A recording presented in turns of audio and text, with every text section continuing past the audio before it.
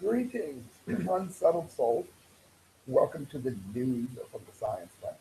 I'm pre-recording this because the lovely Christelle and I are actually on the road, enjoying a little bit of the end of summer here. Free shout out to Kennywood.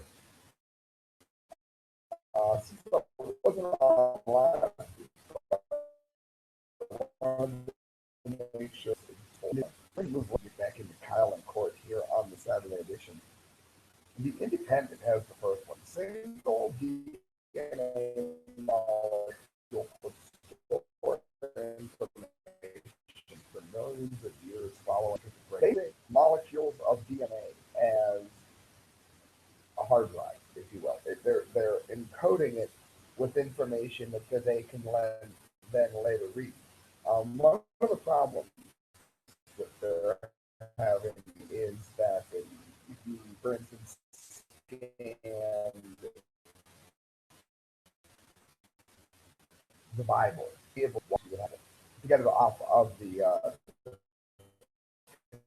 way to protect vast amounts of knowledge from the animals that are ISIS, among other things, because you would be able to replicate this many times, and one strand of DNA could hold so much information. So let's get into this a little bit. Scientists have developed a way of storing vast quantities of information for up to a million years in a single molecule of DNA.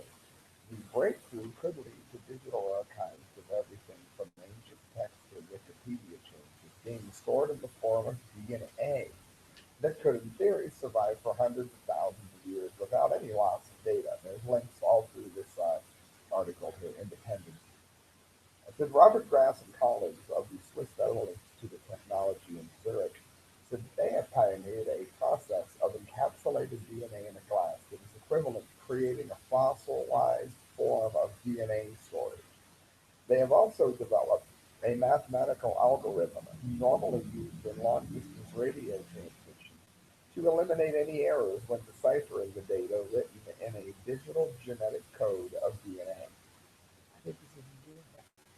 We will show how we can use modern chemical and information engineering tools for the safeguarding of actual digital information in the form of DNA. And this is what researchers from the American Chemical Society meeting in Boston have said.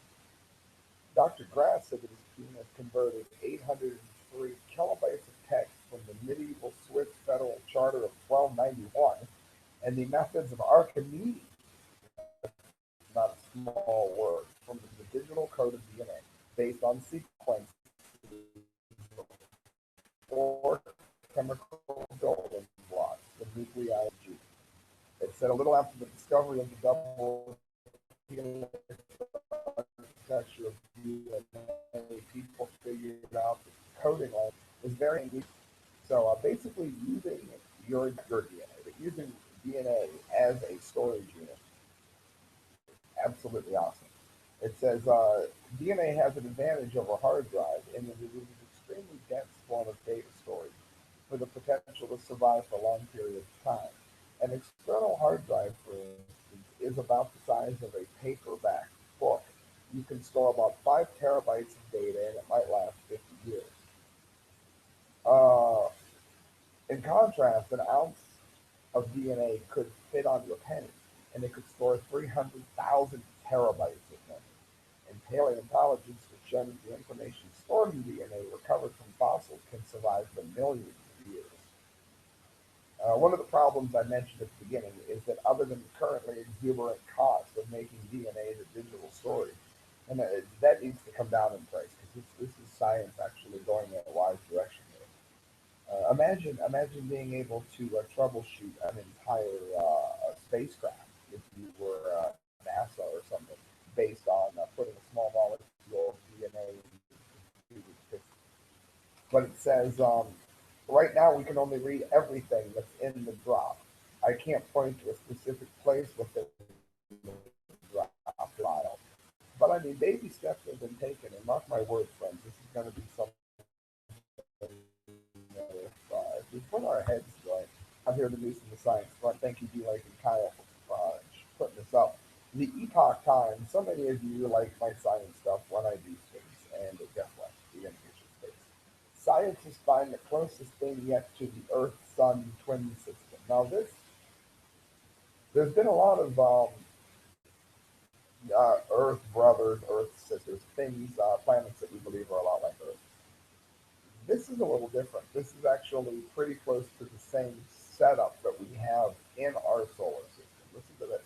Cape Canaveral, Florida, scientists have identified a close cousin to Earth that's orbiting a sun-like star and might harbor life. The researchers announced their discovery on July 23rd based on observations from NASA's Kepler Space Telescope. It is the closest thing that we have to another place somebody else might call home, said John Jenkins, the lead data analyst from NASA's Ames Research Center in Halley. This older, bigger cousin of Earth is called Kepler 452b.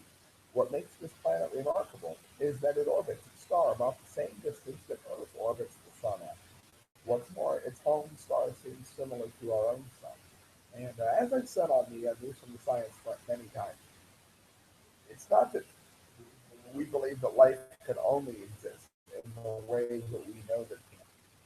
It's easiest to look for the kind of life that we know. We know what we're looking for.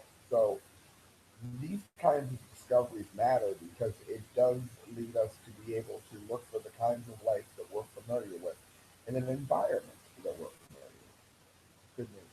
It's based on what scientists know today, Jenkins added, this is the closest thing we have to another Earth-Sun twin system. John Grunsfeld at NASA's Science Mission Chief said the exoplanet system, as far as we can tell, is a pretty good close cousin to the Earth and to our Sun. The planet itself is the closest twin, so to speak, to Earth 2.0 yet found by any Kepler data. This is the closest so far, and I really emphasize so far. I think we've talked about how we've had updates on this frequently. This is good news. One unanswered question is whether the planet is rocky. Scientists believe that there's a better than even chance than it is. Well, better than 50-50. As for its age and size, the planet is about 6 billion years old, 1.5 billion years older than Earth, and 60% larger in diameter than our home planet. Its star, Kepler 452, is also older and bigger and brighter than our sun. So, imagine if life progressed something like ours did, but if they didn't kill themselves like we're trying to do. Imagine how far we could be in 1.5 billion years. If their planet's that much older than ours, that's food for thought, dude. Planet 452b takes 385 days to orbit its star, just a little more than what Earth takes for a 1 year lap. It's just a little bit farther from its star than the Earth is from the Sun, which is fine because, again, the star is bigger. Located in the constellation Cygnus, the planet is in a solar system that is 1,400 light years from our own. So pack your bags. It'll be a long trip. Planet 452b is among more than 500 new entries listed in the Kepler team's latest catalog of exoplanet candidates, released on Thursday, July 23rd. Kepler was launched in 2009 to hunt for exoplanets, which of course is worlds beyond our solar system. Friends, that is news from the Science